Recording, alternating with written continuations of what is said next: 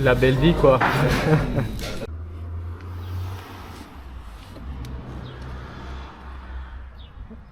Ok, maintenant tu te caches les yeux. Nickel. J'ai très peur. Je vais pas me prendre les pieds dans quelque chose? Non. Bon, vas-y, tu peux ouvrir les yeux. Oh.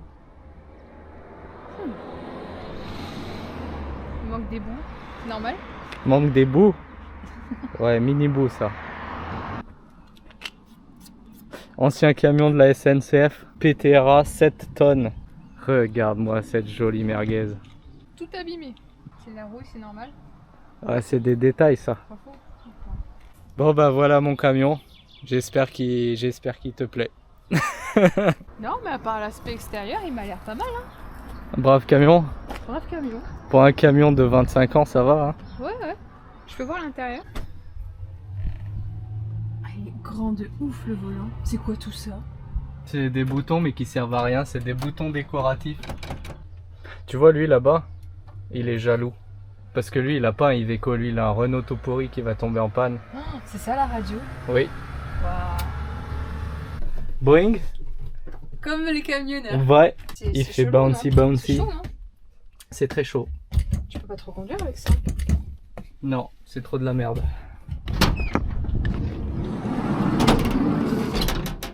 T'ouvres vraiment un wagon en fait. Ouais. Regarde cette banquette de TGV là. De TG lent. Comment Du coup. tu fais? Ah, tu penses ça, j'imagine. Oui. Ok. C'est trop. Ça fait SNCF. Ouais. Là, t'es dans le train. Limite, je suis déçue de pas pouvoir le remettre devant.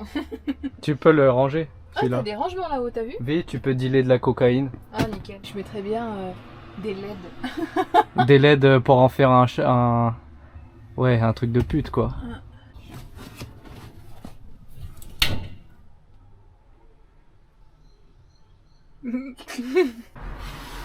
Et du coup, si je fais ça... Ah, tu vois, là, tires. déjà... Ça se rebloque. Bon bah super, elle a pété mon camion. Avant de taper dans le dur, de rentrer dans la grosse mécanique, permettez-moi de vous présenter le partenaire d'aujourd'hui. Il s'agit de Mon Spécialiste Auto. C'est une plateforme française aidant les professionnels de la mécanique à trouver du boulot bien rémunéré. Vous savez que les CDI dans la mécanique, ça paye pas toujours des masses. Et surtout que parfois les garages, les carrosseries, concessions, magasins, etc. n'ont pas besoin de recruter quelqu'un en CDI sur le long terme. Ils vont alors poster des offres ponctuelles, payées 2 fois plus cher là-bas, sur MSA. Moins de paperasse et de brassage de vent. S'il y a une offre qui t'intéresse, tu cliques sur postuler et si ton profil est retenu, ils te recontactent. Les avantages? Bah, il y a la paye, mais il y a aussi le réseau en béton, le fait de travailler dans plusieurs endroits différents. Tu te fais des amis, tu élargis ton cercle de contacts et du coup, tu as un réseau solide.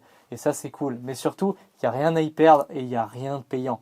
Je vous mets le lien en description et si vous voulez tester, vous rentrez vos coordonnées, vous aurez accès à plein d'offres et vous serez rappelé sous 48 heures pour discuter du fonctionnement de MSA, de votre profil ou d'opportunités. Et sur ce, on peut passer à la suite.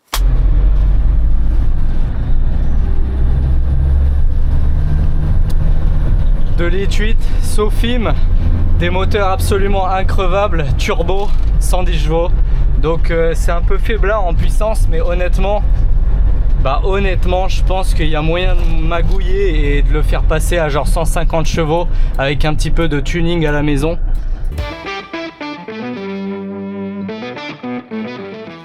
Ah, il y a un voyant injecteur défaillant sur le tableau de bord. D'ailleurs, la personne qui me l'a vendu, elle m'a donné le CT et tout était valide, le CT était complètement vierge, alors que concrètement il y a des choses qui seraient jamais passées au CT, je comprends pas.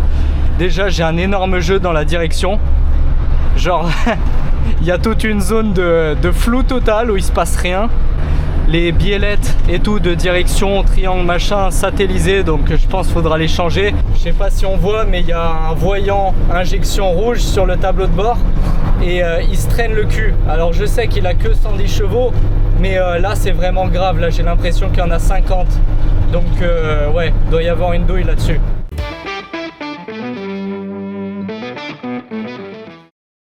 Le soir où j'ai fait la visite, j'ai fait l'essai et tout ça, tout allait bien, il n'y avait pas de voyant, il roulait très bien. Et le lendemain, après que j'ai lâché l'oseille, et bah comme par hasard, je repars avec pour rentrer chez moi. Bip, voyant rouge qui apparaît, injection. Le EDC là-bas, il se met à clignoter en morse.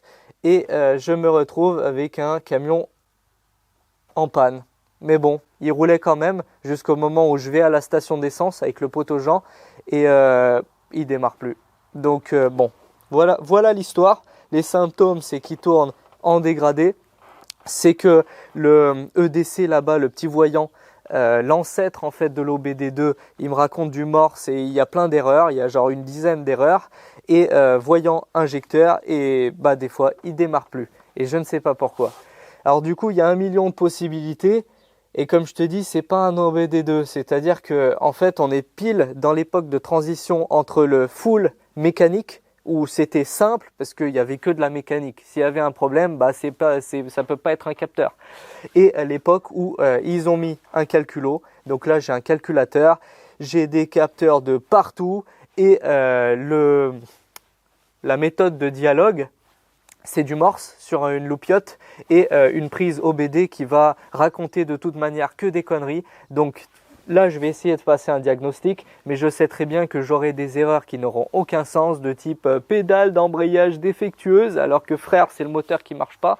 Donc, je pense que il y a un souci au niveau de l'alimentation de carburant, au niveau du régulateur de carburant, peut-être même au PMH, je sais pas, il y a 1 million de possibilités, moi j'y connais rien en mazout.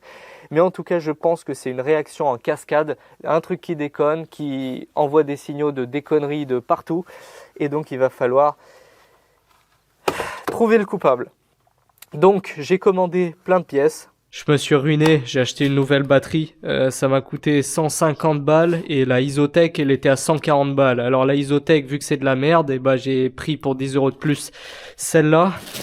Ça, c'est pour la branlette, mais la branlette, c'est pas pour tout de suite.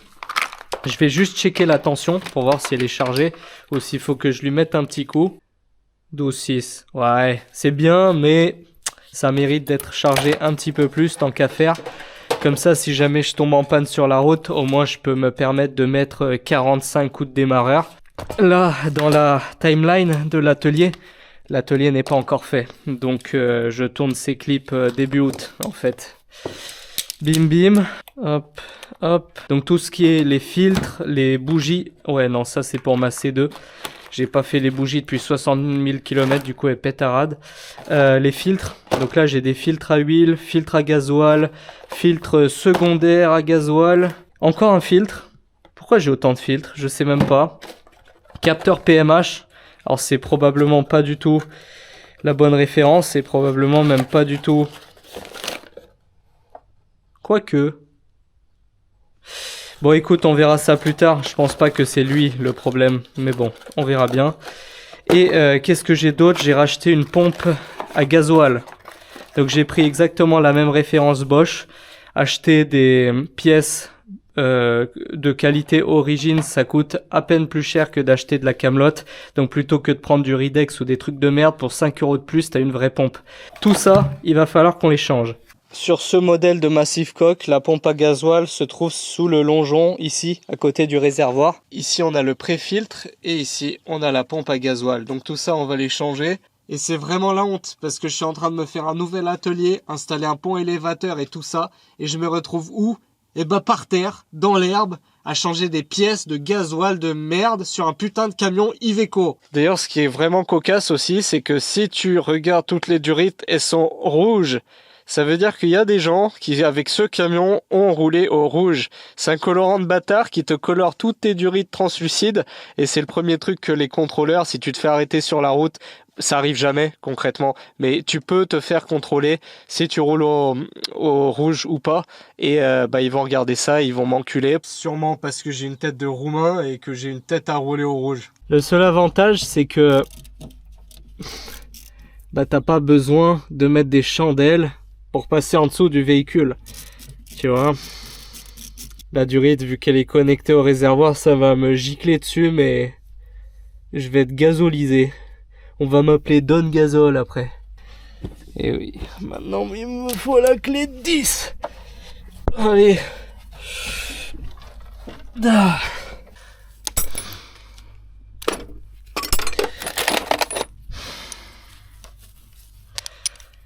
Vas-y, putain, j'ai une dalle à 6000 boules là. Et je me roule par terre comme un clodo. Quelle indignité! Quelle indignité! 99 Luftballons.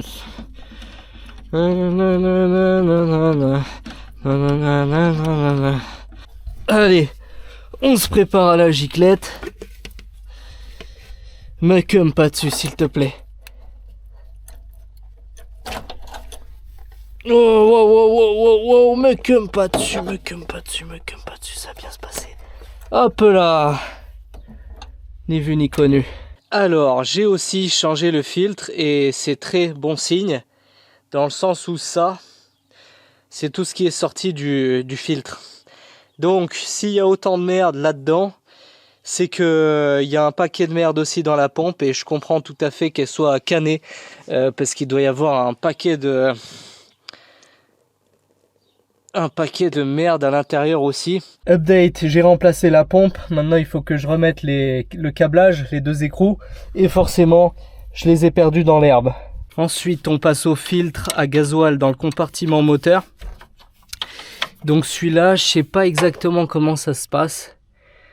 Oui, parce qu'on va devoir le changer et re-remplir le circuit de gasoil. C'est-à-dire que les circuits de gasoil sont très très sensibles aux bulles d'air. Donc il faut éliminer toutes les bulles d'air. Et il y a ça qui ressemble à une vis de purge. Et un abonné spécialiste Iveco m'a dit qu'il y avait justement une vis de purge. Donc je pense que c'est celui-là. Il n'y a pas de poire d'amorçage comme sur certains vieux mazout. Donc je pense qu'il va falloir remettre le filtre. Et ensuite on va purger là-dessus en mettant le contact pour déclencher la pompe. Il y a même ces deux fils. Apparemment c'est un réchauffeur à gasoil d'après la RTA. Donc quand le gasoil est en dessous de 15 degrés, et ben le calculo il fait chauffer le gasoil. C'est le bordel. Je savais même pas que c'était possible de... Enfin pourquoi le gasoil froid il marche pas. Ok. Qu'est-ce que c'est que cette merde? T'as genre un filtre avec un capteur. Oh putain, ce serait ça le capteur d'eau. On va voir à quel point il y a de la merde à l'intérieur.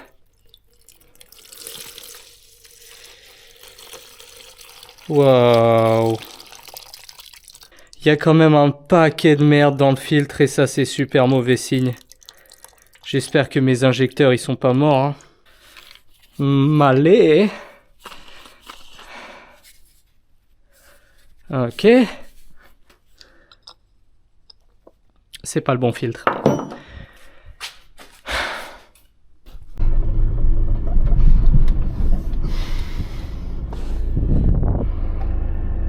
« 41 degrés. Ça, quel plaisir. J'ai le filtre. Ok, maintenant, normalement, c'est le bon filtre. Donc, j'ai emmené mon capteur pour être sûr. Parce que j'en ai marre que les références OEM, ça veut rien dire. Ok, c'est bon. C'est du M12 pour information. Au contact à la main. Et quart de tour. Voilà, pas besoin de serrer plus. Ça va juste faire chier plus tard. Ça c'est bon. Je suis en train de remplacer ce régulateur de pression de gasoil. Théma sa gueule.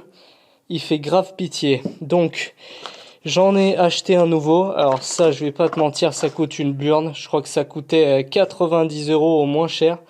Donc voilà, j'ai pris évidemment Bosch OEM. Donc on va checker si c'est la même référence déjà. Ok, c'est bon, c'est parfait, c'est la même ref. Donc je monte celui-là, neuf. Et d'ailleurs, j'ai pas filmé pour la simple et bonne raison que c'est absolument infilmable. Le capteur se trouve quelque part derrière la pompe à gasoil. Alors là, derrière cette durite, je peux même pas te montrer où c'est. C'est derrière et il y a deux vis et c'est absolument inaccessible. Heureusement, j'ai un background Ford. Allez. Ciao, bye. Des abonnés qui ont bossé chez Iveco m'ont dit que la maladie sur ces trucs, c'est les connexions qui rouillent sur les injos. Donc il se peut qu'ils aient des mauvais contacts. Donc déjà ça, on va toutes les enlever les prises et on va voir. Boum. Voilà, les connecteurs sont incroyablement propres. C'est vraiment impeccable. ultra propre, pépite. Ça repart.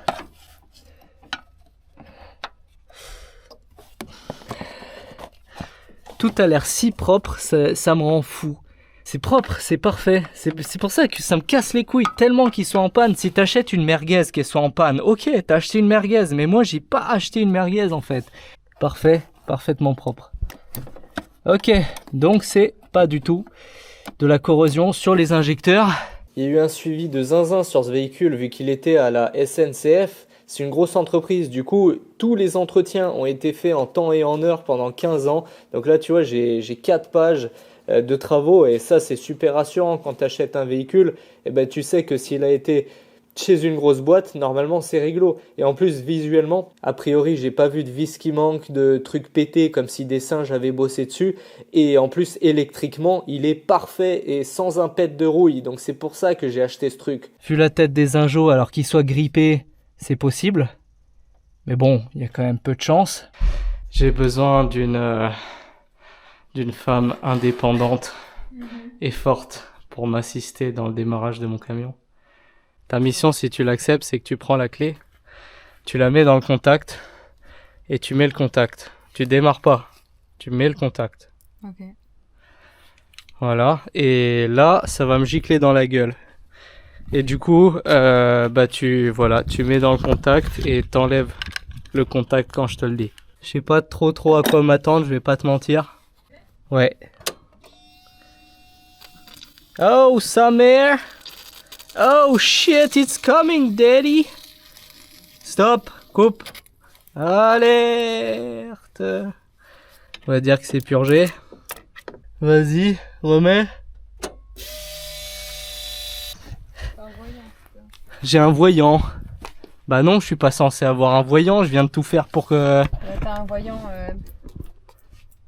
Bah oui, c'est le... Sa grand-mère là. Non mais je sais très bien à quoi il ressemble ce putain de voyant, c'est celui que j'essaye d'enlever. Oui, bah oui. Ah, maintenant il clignote, c'est incroyable. Avant il était statique. Ça veut dire que c'est pire? J'en sais rien.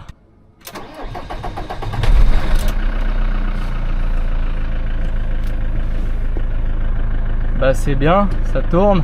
Bon bah ok, merci, c'est bon. Ta mission est accomplie et ma mission continue. Eh bien heureux. Alors par quoi commencer? Concrètement pour vous ça fait il y a 2 secondes. Pour moi ça fait il y a 3 mois. Donc là ça fait 3 mois que j'ai pas eu le temps de retoucher à la mécanique de ce camion. Donc pour être honnête avec vous, j'ai continué à lui mettre des bornes à ce brave Pedro. Donc je lui ai mis des bornes à balles, j'ai roulé avec, j'ai emmené des kilotonnes de merde à la déchetterie. Je suis allé chercher des matériaux, des machins, bref, j'ai fait plein de trucs, hein, c'est un utilitaire et je suis en plein travaux, j'ai pas le choix. Mais le défaut est toujours présent. Alors déjà le camion, il y a une petite amélioration parce qu'il démarre tout le temps, il m'a jamais lâché depuis que je lui ai fait les filtres, la pompe à basse pression, les capteurs et les machins. Donc là déjà il démarre. Par contre, toujours le voyant rouge et toujours la moitié de sa puissance. Donc je sais toujours pas à quoi c'est dû. J'ai acheté un adaptateur OBD1 à OBD2, mais tu te doutes bien qu'il ne fonctionne pas. Là, pour vous la faire courte, je pars en direction de Garage des Princes et qui ont un copain qui a l'adaptateur et qui a un outil vachement plus puissant et j'espère qu'il pourra lire les erreurs qu'il y a là-dessus. À force de rouler avec, j'ai découvert d'autres soucis. Comme par exemple, il ne chauffe absolument pas. Donc là, ça fait 30 minutes que je roule. Le moteur est toujours à froid. J'avais pas trop remarqué ça parce qu'il faisait chaud, il faisait 36 degrés, c'était l'été. Mais là, c'est l'hiver. Donc le thermostat, il est mort, ça c'est sûr. La 2 de la boîte, elle ne rentre plus. Donc concrètement, ça se joue entre 1 et 3, tu vois. Soit il y a une grosse vidange de boîte à faire, soit c'est les synchros qui sont complètement broyés. Donc j'espère que c'est pas le cas. Toujours l'énorme jeu dans la crémaillère. Donc pareil, il faut que je m'en occupe. Oh là, you're my boy. On le reconnaît. Bienvenue dans Monsieur Pedro. Ça va? Ça roule. C'est ça ton fameux outil de diag de l'espace? N'est-ce pas, je sais pas. On va bien voir. On va bien voir. C'est pas toi qui me disais qu'Iveco c'était compliqué à Diag? Bah c'est pas les plus simples on va dire. Ah oui mais là c'est pas grave. Attends, il y a plus de ceinture là. Bah si. Non. Bah. Alors il y en a 1 million des pannes, mais la ceinture normalement c'est bon. Ah c'est bon. J'espère que tu resteras pas. Il va falloir amputer après. Je vais pas trop là. On verra bien. On va pas trop la toucher. Tu me dis où c'est? Ouais, elles sont trop open, t'es passé devant normalement. Ouais, ça a l'air d'être la bonne, hein.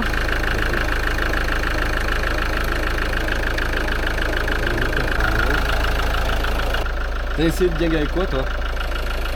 Des trucs chinois nuls. Des trucs chinois nuls. Un truc du genre, ouais. Mais ça a même pas détecté le truc. On peut essayer une manière, attends, j'ai une idée. On va essayer de gagner un peu de temps.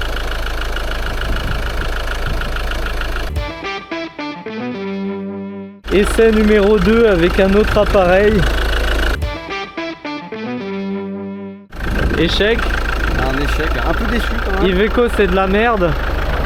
Celui-là j'aime même pas Iveco, il existe pas. Là il me dit Iveco pas. Putain ça caille ce temps pourri là. Et puis en plus c'est que le début. J'aime pas l'hiver. Oui, moi non plus. Bon bah c'est un échec. Concrètement on n'est même pas réussi à rentrer dans le calculateur. Parce qu'en fait ce camion il est trop ancien pour être diagnostiqué avec des outils récents. Mais il est trop récent pour être bricolé avec des outils anciens.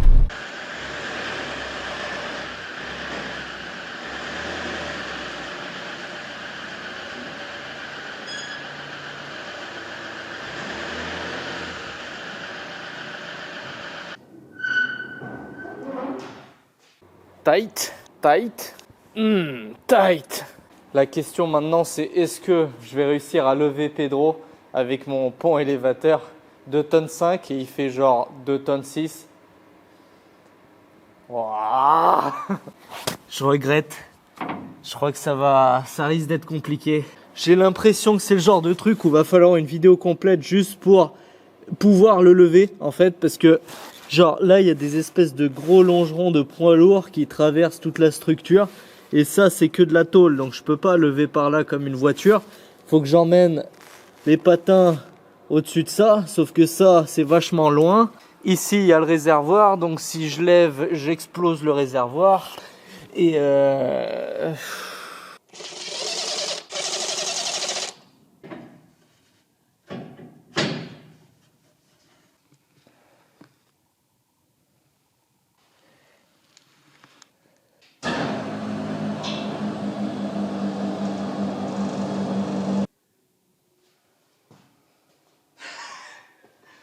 yeah boy.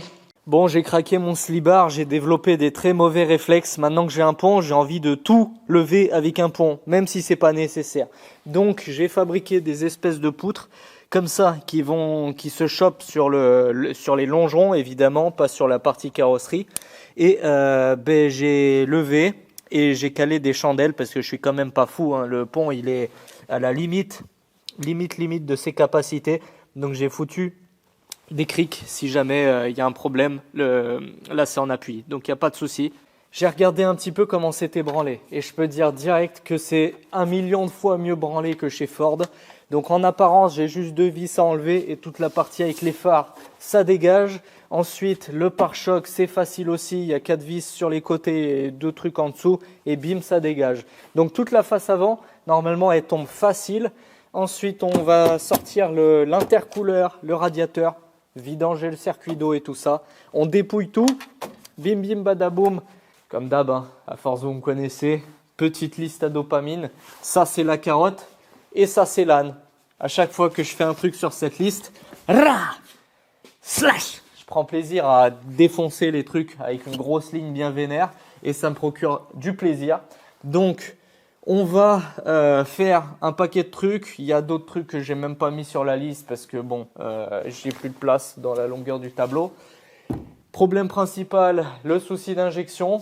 Avant de s'emballer et partir en freestyle et changer des pièces qui vont me coûter un bras, comme par exemple le régulateur de gasoil qui m'a coûté 100 balles et qui a absolument rien changé parce que celui d'avant était tout à fait bon. Donc avant de partir en freestyle, on va faire un truc facile qui s'appelle les vidanges. Pont, boîte, moteur, la totale, les vitesses elles passent plus, donc il y a un moment il faut changer l'huile. La distribution qui peut également corriger mon souci d'injection. C'est un problème connu, on m'a dit, sur ce moteur, 2,8 litres Sofim.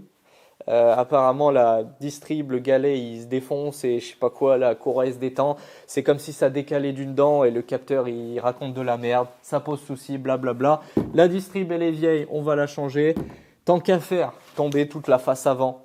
Vidange le circuit d'eau et visco-coupleur machin. Tant qu'à faire, évidemment, changer le thermostat. Détordre le longeron ou refabriquer un bout de longeron. Chiant, mais c'est important. Jeu dans la direction, important. Rouille, moins important. Frein arrière, comprendre pourquoi j'ai pas de frein à main, important. Fermeture centralisée, chiant, mais bon. On verra si j'ai la motive de le faire. Rotule explosée. J'ai une ou deux rotules qui sont fracasses, donc on va les changer si j'ai la motive. Pareil. Il faut que j'ai la motive, parce que si je le fais pas maintenant, je le ferai jamais. Rappelle-toi la vidéo d'avant. Et les pneus qui sont complètement morts, donc il y a du pain sur le planche. On attaque les parties faciles, vidange, histoire d'avoir un premier truc à se lâcher. Et ensuite on démonte toute la partie avant. Et bim bim badaboum, distrib thermostat, c'est parti, dubstep.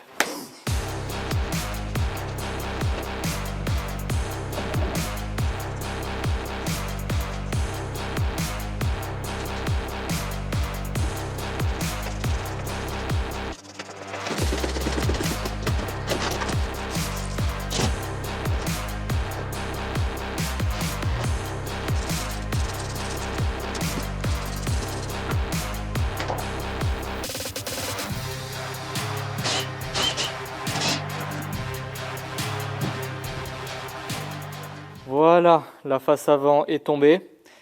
Alors bon, je vais pas faire genre. La base est bonne, hein. Mais alors ce camion, plus ça va, plus c'est une épave. Là, quand tu regardes en haut, tout est nickel, tout est propre. Là, quand tu regardes en bas, tout est mort. Donc déjà, toutes les rotules sont explosées. Tu vois, elle est explosée. En dessous, la rotule, elle est explosée. Les trucs qui sont rouillés, ça c'est pas grave, c'est du détail. Tous les plastiques sont pétés. Pété. Ça tient plus, c'est pété. Les supports ils sont pétés. Là il y a un truc. Voilà, il y a un truc qui se balade. Ici il y a un capteur. Alors j'ai aucune idée de ce que c'est. Je vais essayer de chercher. Là il y a un filetage. Là il y a un fil qui est coupé. Alors voilà. Il fonctionne en Bluetooth. Pourquoi il y a des fils qui sont coupés? Ça serait pas ça qui mettrait en défaut mon histoire de voyant là? Ok, après quelque peu d'investigation, ce capteur là, il vient ici. Il y avait ces fils qui lui rentraient dans le fiacos et après avoir demandé à la communauté Instagram et aux intelligences artificielles, il s'avère que c'est un capteur de colmatage de filtre à air. Bon, bah, je m'en tape qu'il soit là, mais ça peut clairement causer un voyant rouge. Donc ce qu'on va faire, c'est qu'on va lui refaire déjà on va lui refaire son faisceau. Ok. Voilà. Et je vais essayer d'en acheter un neuf parce que lui, il est complètement fracassé dans tous les sens. Et le truc, c'est que, bah, en fait, ça, c'est introuvable et les gens le prennent pour un débitmètre. En fait, chaque personne qui vend ce truc d'occasion ne sait pas ce que c'est et donc il le répertorie très mal, d'où l'introuvabilité du truc. Mais bon, heureusement, dans ma boîte, là, j'ai des connecteurs. On va crimper ça comme jaja grâce à mes outils AliExpress. Ça voilà. Yeah, le voyant il popait direct quand tu mettais la clé. Donc on va voir si... Normalement là il doit apparaître bientôt. Ouais, voilà, ok, donc c'est absolument pas ça. Super. On a du travail, donc je vais continuer à démonter toutes les parties radiateurs et tout ça. Et puis petit à petit je vais corriger des trucs à gauche à droite et puis on verra jusqu'à où ça nous mène.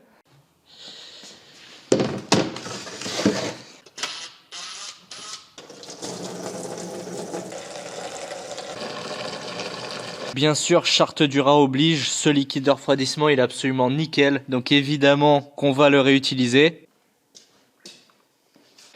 Sacré Pedro, vu comme ça il a fière allure. Putain!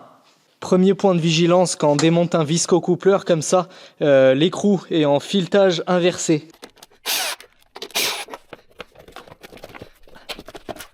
Franchement, il est propre, hein. Ah, bah apparemment, c'est pas ça mon problème, hein.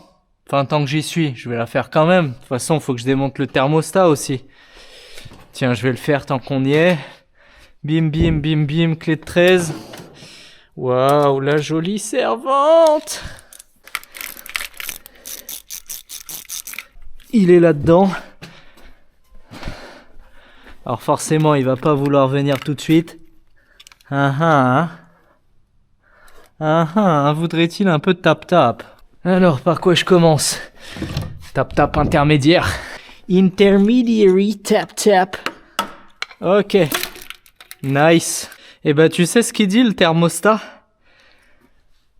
Le thermostat, il dit que ça fonctionne très très bien.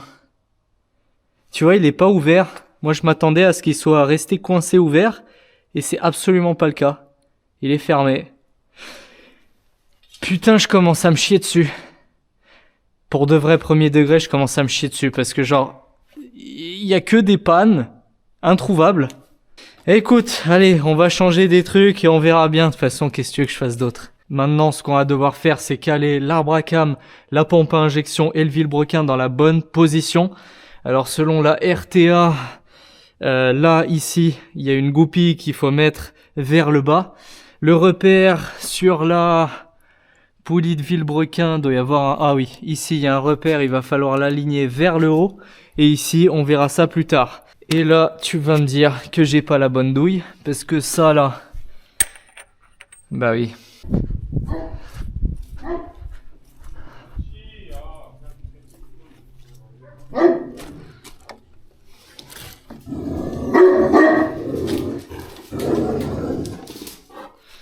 Miam miam, la bonne b***. Bonjour. Qu'est-ce que tu fais? Tu tapes une mission. Oui. 36. Elle va être belle ta fraiseuse, hein. Merci. Ouais, en plus c'est une 1,5 pouce. Ouais. Et c'est pas mal, il manque la deuxième couche, là j'ai mis la première. Du luxe, du lube Valentine. Elle va bien, elle tend bien. Pour la Saint-Valentin, c'est nickel. Elle tend bien. Ouais, pour une fraiseuse, ça fera le taf, quoi. Tu utilises des termes de mec de la peinture après avoir utilisé des termes de mec du BTP. Oui, elle tend bien. Non, mais tu sais, quand tu la passes... Oui, il y a du tirage. Quand tu la passes au pinceau, elles ont tendance des fois à faire les... tu sais, tu vois les traces de ton pinceau. Oui. Et elle tend bien, il faisait 12 degrés. Donc, ok. c'est donné pour 8 ans à l'extérieur, donc on va dire 16 ans dedans. De quoi? Mec, tu veux qu'on s'amuse à utiliser la NL que tu m'as passé? le bande mou. Non. Le préservatif, il tombe. Elle va être belle, hein. Oh mec, il m'arrivait un truc avec une meuleuse Parkside. Ça, Ouais. j'en avais acheté une sur batterie pour décaper. Oui. Gros, elle a pris feu. Pour de vrai.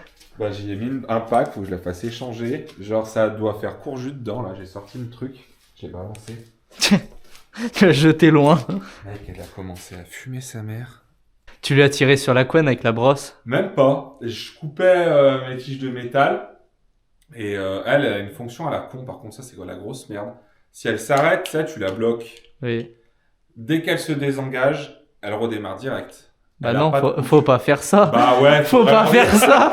Mais c'est complètement stupide. C'est pas l'idée du siècle. Et là, elle a bloqué, je l'ai retiré. Elle a remis un coup d'ampérage, je pense, pour partir. Un gros kick. Et... Oh. C'est con parce qu'elle allait pas mal. Il y a 2-3 trucs claqués, mais franchement, pour 40 balles... Bah pour 40 balles, t'allumes des barbecues avec, c'est bien. Même deux avec... Gozi. Tu pues, mec. Tu pues. Mais non, il pue pas. Non, tu me l'as tout. Il est vexé, il est en train de chialer, là. Donc c'est reparti. Alors il faut qu'on tourne dans le bon sens. Le mou est du côté des tendeurs. Enfin je crois. Bon bref, j'en sais rien concrètement. Il va falloir faire des tours. Ouh, il y a de la compression. J'ai fait des tours de Villebrequin. J'ai jamais réussi à aligner les 3 éléments ensemble. Donc je crois ouais, il y a eu un décalage de la distribution, enfin du calage de la pompe. Donc je pense que je vais m'arrêter là. Je vais verrouiller ça, et je sors la distrib et ça je la recale au plus proche, donc vers le bas. Je pense qu'elle est décalée de quelques dents, hein. Ça peut pas être d'un tour, sinon ça aurait même pas marché. Donc voilà, je crois avoir trouvé mon problème. Là franchement je sais pas trop par quoi commencer. J'ai mis des repères sur la courroie et sur les poulies, histoire de, je suis persuadé quand je vais tomber la courroie, l'arbre à cam il va se déphaser, il y a un truc qui va bouger, c'est obligé. Donc j'ai mis des repères au cas où, et bah YOLO quoi, hein. Je sais pas si c'est la bonne méthodologie, mais je vais popper stander. Ok, ça dégage. Avec les roulements de rechange. Comme ça, on part sur des bonnes bases. Même si en vrai, il était... Putain, ouais, en vrai, il était bon. Bim bam boum. Ok. Je vais changer aussi les joints spi. Alors là, normalement, il y a une clavette, hein. Ah ouais, non, mais ça sort pas. Le joint spi, là, il sort avec ça. Ça tège. Pour extraire le joint spi, je me suis fabriqué une sorte de branlette faite maison, tu vois, comme ça. Là, j'y fous des vis. C'est pas moi qui ai inventé la technique, hein. C'est mondialement connu, on va dire. Et ça marche absolument pas. Allez, nickel. Victoire. Après m'être acharné comme un psychopathe, j'ai réussi à extraire le joint spi. Plus qu'à nettoyer le schrap là-bas. Bim bim, dégraissant, et on remonte le nouveau.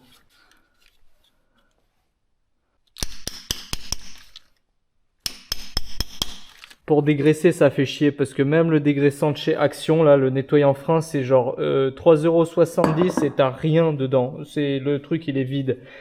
Le rat a trouvé ça, 5 €, le bidon de 5 litres. Donc j'ai trouvé ça dans un déstockage, j'en ai acheté 2 bidons. Donc voilà, je vais le faire au pinceau à l'ancienne. Oula.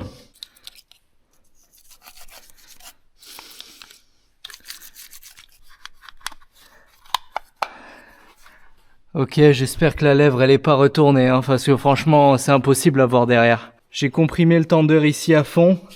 On fait un parcours dans toutes les dents avec la courroie la plus tendue possible. Boum, hop, et là normalement on devrait pouvoir aligner. Ah putain, fait chier. Là. Ok, faut choper le coup de main, hein. Franchement c'est pas facile. On remet les vis en haut et on relâche le tendeur. Et là, on va faire des tours avec le vélo pour que tout se tende correctement. Je suis en train de tout remonter et j'essaye de faire ça bien, serrer au couple et monter les choses correctement. Et plus ça va, plus ça m'énerve. Parce qu'en fait, je me suis rendu compte que si tu veux faire ta distrib sur ton 2,8 litres Sofim de merde, t'es tout seul. Alors là, mon pote, t'es vraiment tout seul. Le seul document technique, une sorte de RTA que j'ai trouvé, c'est celle que m'a envoyé mon abonné du Garage des Princes. Donc la doc du mécano pour faire la distrib sur ce moteur. Et dans ce doc, il y a 2 pages pour te dire, tu démontes les accessoires et tu remontes les accessoires dans l'ordre inverse où tu les as démontés. Donc en fait, t'as aucune info sur les coupes de serrage, t'as aucune info de la fixation des tendeurs, tu mets lequel d'abord, tu mets ta courroie, tu la passes par où d'abord. En fait, tu galères pendant 2 heures comme un connard parce que tu te rends compte que même en comprimant le tendeur à fond, déjà c'est même pas dit comment tu le comprimes, donc j'ai fait levier comme un gros débile sur la poulie ici et je l'ai bloqué. Même quand tu le serres à fond, tu peux pas mettre la courroie, donc faut jouer avec les deux, les 2 tendeurs à la fois. Et c'est même pas dit comment tu bloques le putain de volant moteur pour resserrer ça à 200 Nm, c'est la poulie de vélo, tu la serres comment? Le moteur il est en place, tu passes la 5e, tu mets le frein à main pour essayer de mettre un maximum de frein sur l'arbre, ça tourne à l'infini quand même, donc ça bloque absolument rien. Alors j'espère que c'est pas mon embrayage qui est mort, mais non, il est pas mort, je l'aurais senti.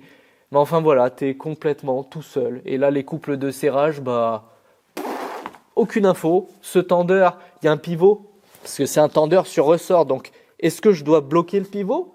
Parce qu'il était serré. Moi, quand j'ai démonté, il était bloqué. Mais alors, le tendeur, du coup, il tend rien du tout. Si le truc, il est bloqué. Donc, je fais comment? C'est bien Ford, en fait. C'est bien. En fait, toutes les marques, c'est de la merde. Tu sais, je crache sur Ford, mais c'est toute la merde. Du coup, pour les couples de serrage, pour essayer de faire ça bien, tu vois, j'ai des tables universelles sur Google avec les classes des aciers et les tailles des vis. Et les ingénieurs, quand ils font ce genre de développement, ils n'inventent pas les coupes de serrage, ils les prennent tout simplement sur les tables universelles. Donc là, par exemple, j'ai un acier 8.8 en M10, je vais le serrer à 47 Nm. Voilà. 27 Nm pour les vis d'Abracam. Enfin, je crois. Hein. Et enfin, ce que tout le monde adore appeler la poulie d'Ampère, qu'on va serrer par la force de Jésus en bloquant le vilo par la force de Jésus. Ou alors je vais tout simplement appeler Daddy, ça va être plus simple. C'est bon. Chiant. Distrib, bim, thermostat, bim. Ça c'est fait.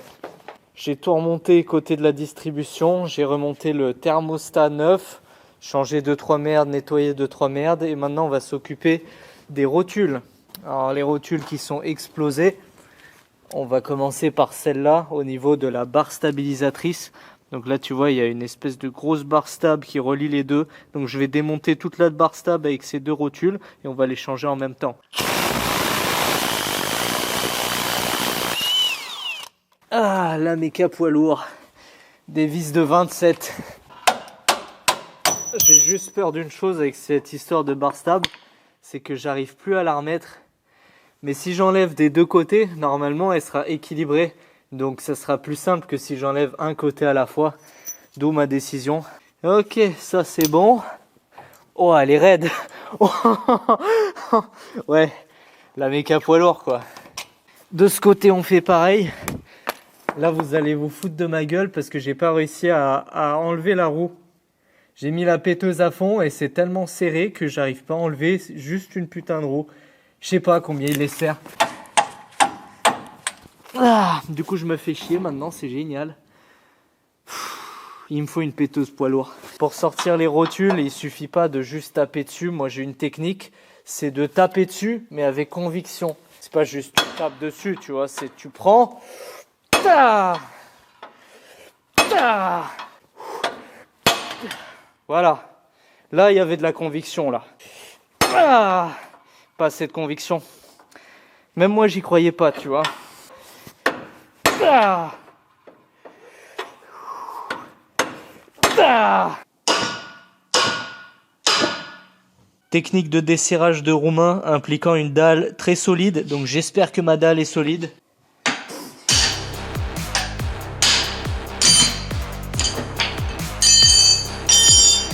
Efficace.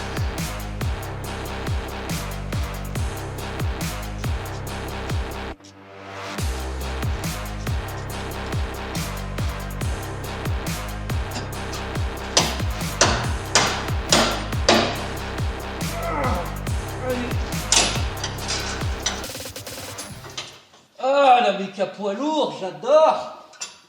Ah, c'est bon. Aïe. Allez, putain de merde, casse les couilles.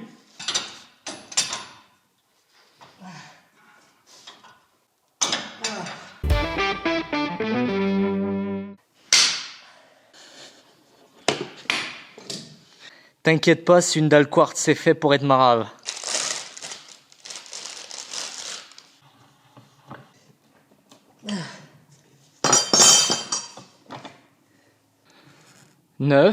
Neuf aussi, et méga neuf, méga moche, méga pourri, méga poubelle. Allez, les rotules, une partie de plaisir, c'est fait. Tant qu'à faire, un autre capteur qui peut causer des problèmes de démarrage et des problèmes d'injection, c'est le capteur PMH et le capteur CAM. Alors le capteur CAM, il était absolument nickel, rien à dire, mais le PMH, il me semblait louche vu de l'extérieur. Et en essayant de le démonter déjà, Il n'y a qu'une seule vis qui était serrée. L'autre, il n'y avait pas de vis, donc il se baladait un petit peu. Et en plus, regarde-moi sa gueule. Regarde-moi sa vieille gueule. Donc, vu la tronche qu'il a, il aura peut-être eu du mal à capter. Et je vais profiter pour le changer. Alors je pense qu'il est bon, mais tu sais quoi, ça coûte 20 balles. Je l'ai déjà commandé il y a 3 mois. C'est trop tard que je le renvoie de toute façon. Donc on va changer aussi le PMH. Et j'espère sincèrement que ça, c'était mon problème. Parce que tu as vu petit à petit, la pompe décalée, le PMH encrassé, le machin, les trucs. Je me dis, il y a bien un truc où j'aurais vu juste, tu vois. Ça devrait être interdit de monter des turbos aussi petits. D'ailleurs, j'ai checké le jeu, il n'y en a pas. Donc le turbo est en très bon état. Mais là, il y avait une durite. Elle était complètement tailladée et fissurée. Elle était pourrie. Donc je l'ai virée, je l'ai dégagée. Vous allez me dire, ah, mais c'est peut-être ça qui a créé tes pannes. Non, pas du tout. C'est en amont du turbo. C'est entre le turbo et le filtre à air. Donc qu'il y ait des trous ou quoi que ce soit, on s'en branle totalement. Ce qui m'embêterait, c'est d'avoir des trous dans le circuit de Sural. Mais avant, on s'en tape. Mais tant qu'à faire, j'ai acheté la nouvelle pièce de chez Iveco. Voilà, ça m'a pas coûté très cher, donc on va la monter. J'en profite aussi pour tester la wastegate. Ça se trouve, elle marche plus. Ça se trouve, ça peut causer ma perte de puissance si jamais le clapet est mort ou quoi que ce soit. Donc je vais sortir ma nouvelle petite pompe. Où est-ce que j'ai ma pompe? Là. J'ai une petite pompe comme ça que je vous avais déjà montré dans d'autres vidéos pour tester les maps et les wastegates. Tu peux la mettre soit en vide, vacuum en bas, soit en pression. Et donc en gros, tu peux tester les surales et les dépressions avec ça. Donc, je vais la mettre dans le tuyau et on va voir à quelle pression la wastegate s'ouvre. Un bar, elle commence à s'ouvrir. 1 bar 5, elle est ouverte à fond. Et il n'y a absolument pas de fuite, tu vois, l'aiguille elle bouge pas. Donc là on est toujours en pression. Et on saute la pression avec ça. Voilà. Et j'ai toujours pas trouvé le putain de problème. Distribution, accessoires, PMH, capteur nettoyé, les masses nettoyées, les rotules changées, tout ça c'est fait. Maintenant on va s'occuper de trucs un peu plus simples et plus tranquilles. Enfin, ça dépend si la vis sera foirée ou pas. Mais on va faire les vidanges, en commençant par la vidange du moteur. Pareil, je vais pas vous faire de tutoriel, hein. On va y aller, on va faire vidange, filtre à huile, boîte et pont. C'est parti. Pour le boulon du carter, il va me falloir un T60 à rallonge. Avant, j'étais en train de me rouler en boule et pleurer à chaudes larmes parce que j'en avais pas. Mais maintenant, j'ai un petit coffret Sam outillage. Je flex, t'inquiète pas, c'est normal. Petit T60 à rallonge, ça me fait vachement plaisir. C'est complètement ridicule, mais quand tu passes de rien à beaucoup de choses, tu sais apprécier. Je suis vraiment beaucoup trop content. Oh, creamy. Pour l'huile moteur, j'espère pas me tromper, j'ai pas bien compris ce que préconise le constructeur parce que dans un doc sur le 2,8 litres Sofim, il préconise de la 5,40. Alors en général, les mazout, on met du 10,40. Mais bon, il disait 5,40 pour les pays genre la France, etc. qui sont pas très chauds et pas très froids. Et il préconise de la 15,50 pour les pays genre l'Afrique, etc. où il fait super chaud. Donc voilà, je sais pas quoi dire, je vais mettre de la 5,40 et normalement ça ira, hein. J'ai pas la bonne clé, alors technique du ghetto pour le filtre à huile, tu prends la vieille courroie toute pourrie d'accessoires, une clé à œillet et ça dégage, hop là. Technique du ghetto mais ça marche. Ouh là, je sens qu'on va faire du sale. Yeah. Mal. Gousi le pompounet. Aïe aïe aïe aïe aïe. Regardez-moi sa tête, comment il est jaune. Là c'est une longue histoire, je l'ai emmené 2 fois chez le véto et en fait elle m'a prescrit genre entre 10 et 15 fois la dose d'antibiotiques et en plus m'a pas prescrit le bon antibiotique. En fait elle avait le Coryza et m'a prescrit de l'amoxicilline à hauteur de 200 mg par kilo de poids de corps. Et le pompon fait 800 grammes. Autant vous dire que ça lui a détruit son foie, donc actuellement ses jours sont comptés. Bien triste histoire, mais qu'est-ce que tu veux? À chaque fois, je fais confiance à un professionnel sur un domaine que je ne maîtrise pas, que ce soit un médecin, un vétérinaire, un artisan. À chaque fois que je fais confiance à quelqu'un, je vais voir quelqu'un et je le paye grassement.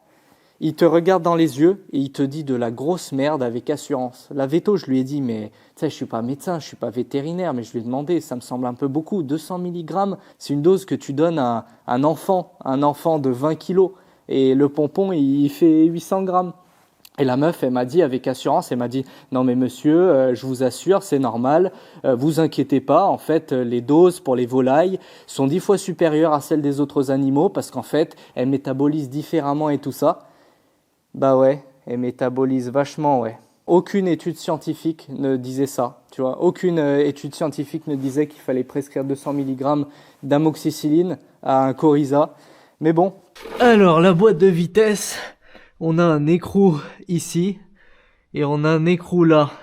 Le plus bas, ça doit être la vidange. Celui ici à genre 1/3 de la hauteur, ça doit être l'écrou de remplissage. En général, quand les constructeurs, c'est pas des bâtards, ils font un remplissage à ras-bord. C'est-à-dire, tu remplis et dès que ça dégueule, c'est bon. Et j'ai pas trouvé de contre-indication à cette règle. Donc, je vais Oh putain, mais qui est-ce qui sert ça, sérieux?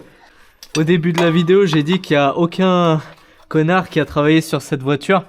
Bah en fait, plus ça va, plus j'ai dit de la merde. Parce qu'en fait, il y a énormément de connards qui ont travaillé sur cette voiture. Il y a une vis sur 3 qui est perdue, d'autres qui sont pas serrées, des pièces qui sont cassées, des connecteurs qui sont pas branchés. Là, la technique, c'est d'abord tu desserres le remplissage. Parce que si jamais tu as vidangé la boîte par là et ton remplissage il est grippé, t'arrives pas à le sortir, bah ça veut dire que tu es dans la merde et que tu te retrouves avec une boîte vide et tu sauras pas quoi en faire. Maintenant on va essayer de pas en foutre de partout. Ok, ouais elle est quand même dégueulasse au fond. Pareil, pour l'huile de boîte, je remercie Motul de soutenir la chaîne en fournissant des huiles. Je sais qu'en faisant de la publicité pour eux, je passe absolument pas pour un con et je le fais volontiers parce que je sais que c'est du très bon matériel et je recommande sincèrement à ce que vous les utilisez. Motul 7580, donc en général c'est de l'huile classique pour les boîtes de vitesse. Toujours confirmer ce que préconise le constructeur, sinon vous aurez des problèmes pour passer les rapports, les synchros à froid et tout ça, c'est une galère. Donc toujours mettre la bonne viscosité. Et pour les ponts, je vais essayer la 80-90. Enfin, évidemment, à confirmer que ce soit la bonne visco. Mais ça, c'est de l'huile chargée au molybdène. C'est une huile qui est noire, c'est super bizarre, vous allez voir tout à l'heure. Mais c'est normal, c'est fait pour les ponts qui encaissent des charges lourdes et je pense que ça lui fera du bien. Présenter du matos de qualité, c'est le rêve de tout youtubeur parce que mine de rien, l'image c'est super important et quand on présente de la merde, bah, on passe pour des cons. Donc merci à Motul de soutenir la chaîne encore une fois.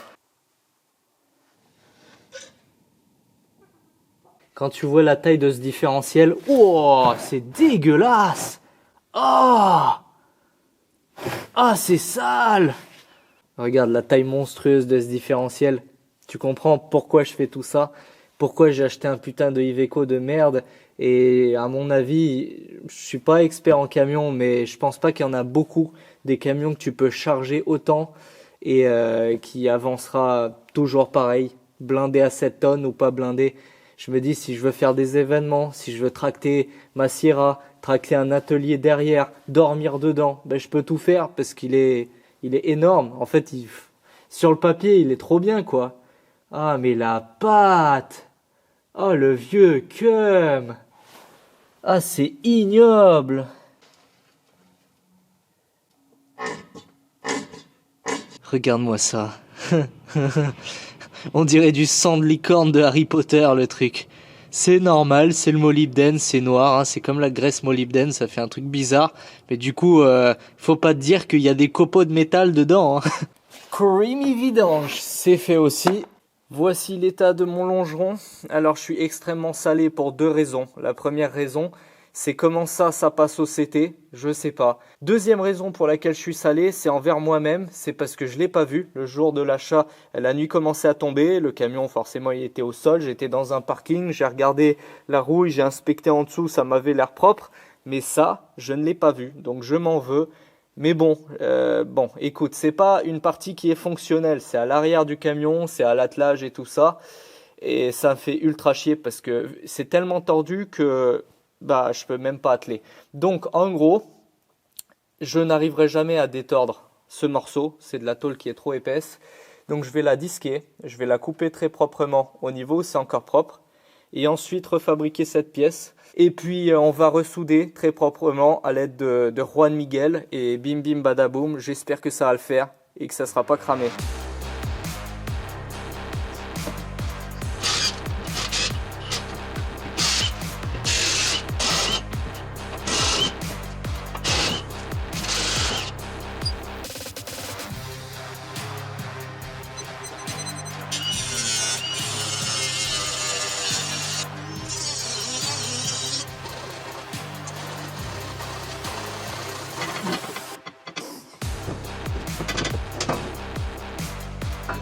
Yes! Après découpe de l'ancien longeron ayant servi à transporter la daronne de l'ancien propriétaire, chibré, version neuve. Alors comment t'as fait ça au vide? C'est très simple. J'ai fait un plan, donc un schéma parfaitement similaire à l'identique. C'est pas français ce que je dis. C'est normal Michel, t'es roumain. Bon, pour la faire simple, ça moche, nul. Moi prendre cote, bim bim, badaboum, envoyer plan à Major Laser, abonné, gars sûr, dans la métallerie, bim bim badaboum, bzz, bzz, bzz, bzz, bzz, découpe laser, bzz, bzz, pliage, longeron, waouh, merci Major Laser. Voilà les tôles mises bout à bout, ça a l'air simple vu comme ça, mais ça m'a pris une demi-journée rien que pour faire la mise en position, parce qu'il y a plusieurs choses qui étaient tordues. J'ai mis la cabine en tension avec un cric, parce que sinon c'est pas aligné, parce que la cabine a légèrement déformé aussi, et bref, longue histoire. J'ai tout mis bout à bout là, on va fixer ça comme ça, et on va pointer. Bon, j'ai tagué ça avec la même nuance de couleur que d'origine, mais ça ne me plaît pas du tout. On va essayer de rendre ça plus authentique.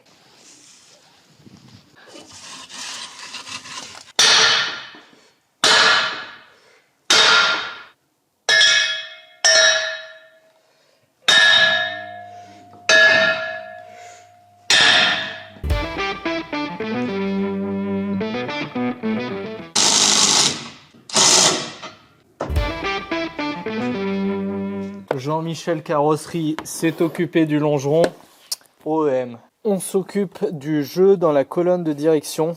Alors j'ai checké mes croisillons, ils sont nickel. Il n'y a pas de jeu dans les croisillons et pas de jeu dans la crémaillère. Et en fait le jeu il se situe à ce niveau-là. Si je frappe ça, en fait il y a une espèce de palier tout pérave ici. Et ce palier il a pris du jeu. Donc il va falloir qu'on le remplace. Heureusement j'ai eu du bol, j'ai réussi à retrouver la même pièce que d'origine. Enfin, parlons pas trop vite, hein, ça se trouve ça ressemble mais ça ne s'assemble pas. Donc Fast, je connais pas ce fabricant, j'ai payé cette pièce 50 balles, donc ça a intérêt à être quali. Et la procédure, je sais pas, cette vidéo n'est pas un tutoriel. On va desserrer des vis et on va voir ce que ça donne. Parce que j'espère qu'il va pas falloir tomber la colonne et tout. Je vais faire un trait ici pour essayer à peu près de me repérer. Je vais desserrer ça. Allez, pas foirer la tête de vis. Parce que c'est des vis Posi-Drive de merde. Au lieu de mettre du torx pour les gens civilisés. Donc ça slide comme ça. Et celui-là, il est complètement mort. Ah, c'était trop facile. J'étais justement en train de me dire que je connaissais un paquet d'histoires qui commencent comme ça et qui ont fini à la meuleuse. Mais bon, mais non, tout va bien. Bah, il est dégueulasse, ouais, en fait c'est du plastique. La bague, elle est en téflon. Et le téflon, il s'est arrondi avec le temps, il s'est complètement limé. Ça, je le slide. Hop. Ne juge pas, je suis juste en train de remonter ce truc. Et l'accès est un petit peu compliqué. Ah, qu'est-ce que est serré au fond de ce Pedrovan. En vrai, ça va, il n'y a plus trop de jeu latéral. Il y en a encore un petit peu, mais bon, franchement, c'est presque rien. Donc ça, c'est une bonne chose de faite. Est-ce qu'il y a du jeu dans la direction? Alors oui, il y en a toujours un petit peu. Alors maintenant, c'est plus dû à ça, c'est dû au caoutchouc qui la transmet. Tu vois, là, tu as une espèce de cardan en caoutchouc. Et ça, c'est un peu approximatif, tu vois. C'est toujours un peu flex, etc. Plus le jeu naturel dans la crémaillère hydraulique et tout. Faut pas non plus rêver, mais je suis quand même content. Je vais dans la direction Pepito Pepperoni avant de remonter la façade avant et les radiateurs. J'ai commandé ce cache tout neuf ici de chez Iveco que j'ai commandé en Pologne parce qu'en France il n'y avait pas du tout. Donc j'ai ramené ça de Pologne, merci Internet. Et pareil pour le capteur Mystique au niveau de mon filtre à air, donc le fameux capteur d'obstruction du filtre. Je l'ai commandé en neuf dans le même colis en Pologne, je crois que c'était genre 15 €. À ce prix-là au moins ça fait propre.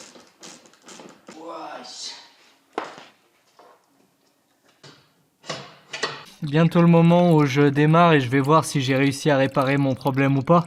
Franchement, entre le PMH, la distribution, la pompe décalée, même si apparemment c'est pas si grave qu'une pompe haute pression soit décalée, parce que vu que c'est un common rail, c'est pas la pompe qui pilote l'avance à l'injection.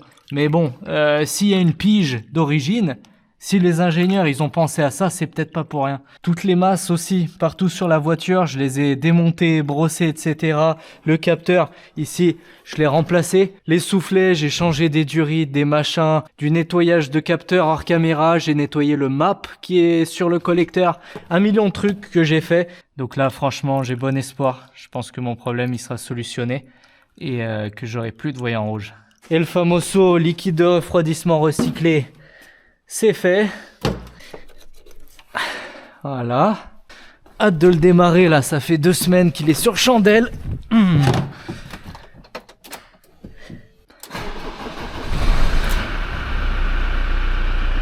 Pourtant le camion il craque au quart de tour et j'ai encore ce voyant. Mais ça fait chier, ça rend fou. Putain, mais je suis à sec d'idées là, je sais plus quoi faire. Je vais aller me tailler les veines et je reviens. C'est bon, j'ai fini de me tailler les veines, je suis revenu. Il va falloir qu'on se concentre un peu plus en détail sur le diagnostic électronique de Pedro. Alors, vu l'impossibilité de se brancher dans la prise OBD, on va faire une deuxième méthode. On va mettre le contact. Et ici, en dessous de la boîte à gants, il y a un petit loupiote avec un bouton qui s'appelle EDC Test, tu vois. Et cette loupiote, quand tu l'enfonces comme ça, elle va se mettre à clignoter. Elle va te donner des erreurs en clignotement qu'il va falloir que tu relèves sur un papier. Et a priori, ça dit tout et n'importe quoi. Ça dit globalement que injecteur 1 mort, 2 morts, 3 morts, 4 morts, pompe morte, tout est mort. Ça veut dire que ma maison brûle, ça que ma femme m'a trompé et ça que ma daronne est à l'hôpital. Donc globalement, je suis toujours aussi perdu. On va se pencher sur ça plus en détail et ce que je vais faire, c'est déjà supprimer les erreurs parce qu'en fait, apparemment, si les erreurs n'ont pas été supprimées, ça veut aussi dire que ça, c'est tout ce que le camion a connu tout au long de sa vie et ça veut pas forcément dire que c'est les erreurs là aujourd'hui. Donc ce qu'on va faire, c'est qu'on va essayer de faire un reset. Reset procédure, presse orange bouton, switch de ignition on, attends 5 secondes, switch off et lâche. Ça devrait pas être trop compliqué. J'enfonce. 1, 2, 3, 4, 5. Bim, et je relâche. Et donc là, normalement, si je remets le contact, ça va peut-être reset. Qu'est-ce qu'il dit maintenant comme erreur ?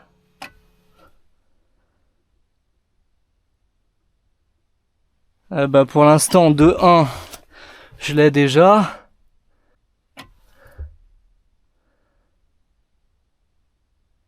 « 2-2, je l'ai déjà. »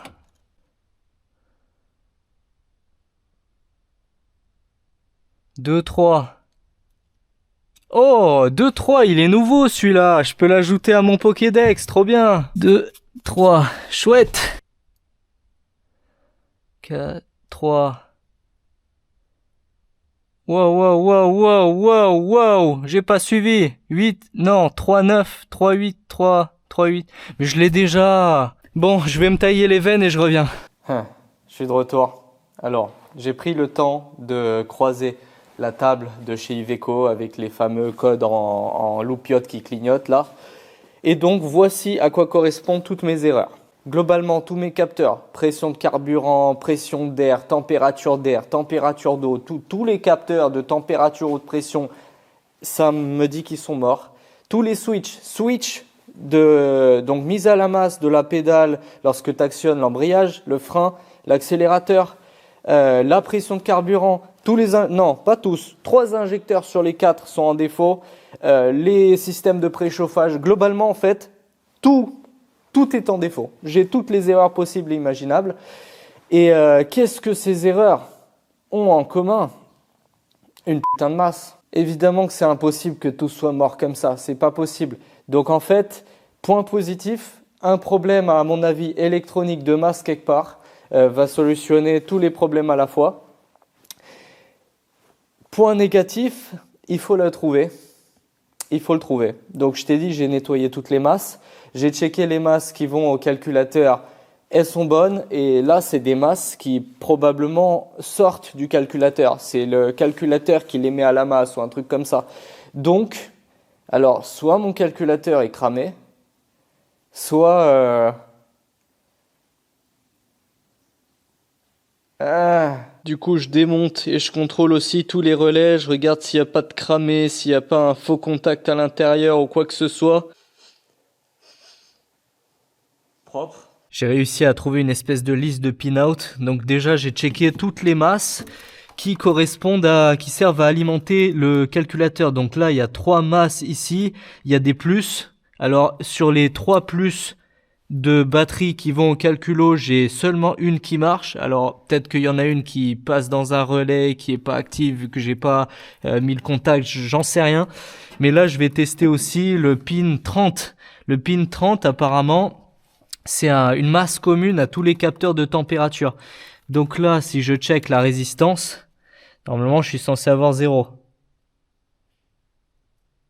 Alors la masse alors là ça fait de la merde.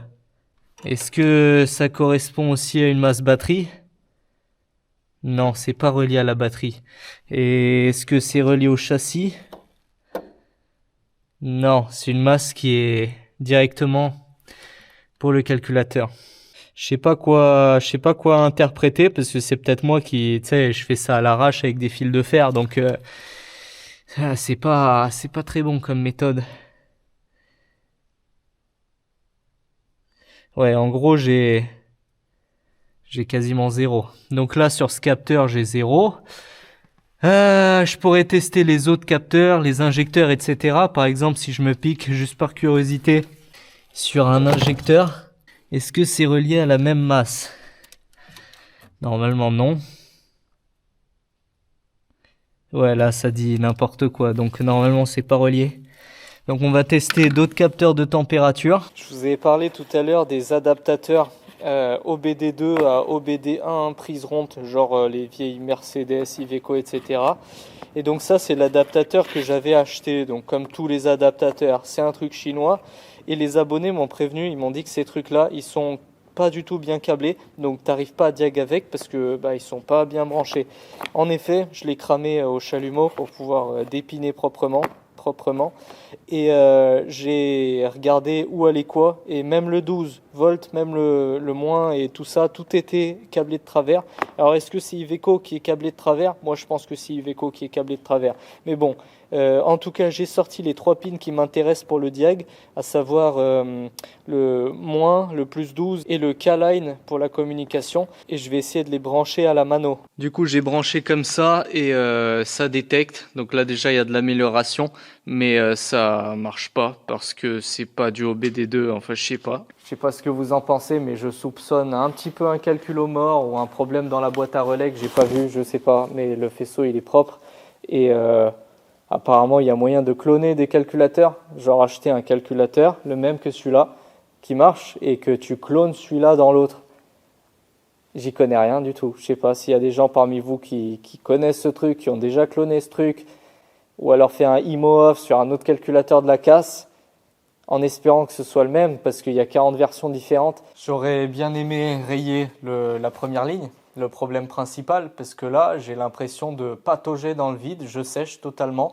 J'ai fait 40 000 trucs dans cette vidéo et il n'y a pas un seul truc qui a solutionné ce problème d'injection. Quelques mots sur un papier, beaucoup d'espoir, c'est un aller sans retour à la case départ. Donc non seulement ça me fait grave chier de faire des vidéos à la Smell Like Gasoline, parce que chacun sa place, tu vois, Smell Like Gasoline, il est trop chaud, tu vois, et sa passion c'est de réparer des trucs crevés. Moi ça me saoule de réparer des trucs crevés. Je l'ai acheté 5 500 € en pensant faire sincèrement une bonne affaire. La base est bonne, mais l'électricité est à chier, tu peux rien y faire. Et du coup, je me retrouve à mettre quasiment 1000 balles de pièces, plus 200 balles de carte grise. Je suis quasiment à 7000 €. C'est comme si j'avais tout perdu parce que le véhicule, il a un problème. À tout moment, sur la route, il me lâche. Et comment tu remorques ça? Comment tu tractes un poids lourd qui est censé lui-même tracter un truc en panne, tu vois? Pareil, les freins arrière et les pneus et tout ça. En fait, les pneus, j'ai regardé, j'en ai pour 700 balles de pneus. Du coup, j'attends que la sponsor me paye pour pouvoir changer les pneus. Mais sincèrement, j'ai envie de mettre plus aucun centime là-dedans. J'ai l'impression que si je remets un centime, c'est un centime que je perds. Physiquement, je ne peux pas desserrer les moyeux et les trucs comme ça, ils sont serrés à 800 newtons. J'ai pas de kit poids lourd, j'ai pas d'outil poids lourd, et il faut sortir les demi-arbres et tout, c'est une horreur. Donc, toute la bonne volonté du monde ne suffirait pas. Donc, il me faut des outils poids lourds, et il faut que je règle ce problème de calculo. Parce que tant que j'ai pas réglé ça, je mettrai plus un seul centime dans ce véhicule. Et j'avais promis dans la vidéo précédente que dans celle-là, je réparais mon camion, qui est le dernier truc en panne important à réparer, et ensuite je peux réattaquer la Sierra. La Sierra qui, je le rappelle, est un projet amusement, détente, prépa. Concrètement, ça me sert à rien dans ma vie perso. Oui, j'ai une Sierra qui va vite, oui, ça fait des vues sur YouTube. Mais l'utilitaire, comme son nom l'indique, c'est utile. Si je l'ai acheté, c'est pas pour faire des vidéos sur mon Iveco. Je fais ça juste pour broder parce que c'est mon gagne-pain. Donc j'espère quand même que cette vidéo vous a intéressé. J'espère que vous aurez appris des choses ou découvert des choses nouvelles ou appris des leçons de bêtises à ne pas faire. Comme d'habitude, il y a beaucoup de gens qui regardent ma chaîne pour ne pas répéter les mêmes erreurs. J'espère sincèrement trouver une solution avant fin décembre parce que c'est hors de question que je refasse des vidéos dessus. Je vous ai dit, la prochaine vidéo, c'est la Sierra. Donc en début 2026, ça sera la Sierra. Et pour ne pas avoir une épée de Damoclès au-dessus de ma tête et tout simplement pouvoir avancer dans ma vie perso, j'ai besoin de ce camion. Donc il faut que je trouve une solution. Peut-être que cette vidéo déclenchera des idées chez des professionnels de chez Iveco qui ont déjà eu ce problème, peut-être. Ou peut-être des gens qui connaissent le calculateur, le Bosch MS 6.3 et savent le cloner.